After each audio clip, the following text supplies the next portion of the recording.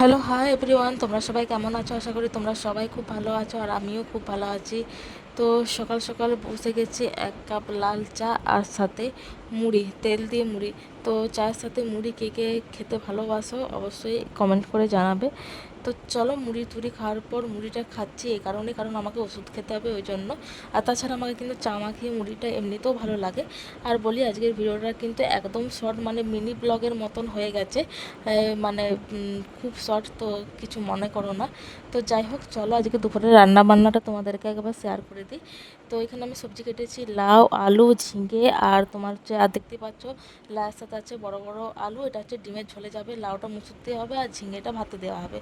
তো যাই হোক, খাওয়া দাওয়া করে এক ঘুম টানা ঘুম দিয়ে এখন সন্ধ্যেবেলায় উঠেছি চা খাবো বলে। যে এখানে চা করা কমপ্লিট। আর তোমাদের আজকে সন্ধ্যেবেলার টিফিনটা দেখায়।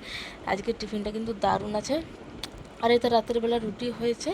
আর তোমার হচ্ছে আজকে সন্ধ্যাবেলার টিফিন হচ্ছে চাউমিন। তো এটা সন্ধ্যাবেলায় খাবো, আর রাতের বেলায় তোমার হচ্ছে রুটি খাবো, আর রুটির সাথে করবো সোয়াবিনের তরকারি। তো এই হচ্ছে রাতের মেনু। তো চলো, যাই হোক, চাউমিন করা হয়ে গেছে, গরম গরম চাউমিন। তো সবাইকে দেওয়া হয়ে গেছে, সবাইকে খাওয়া হয়ে গেছে, এবার আমি নিয়ে বসছি আর কি।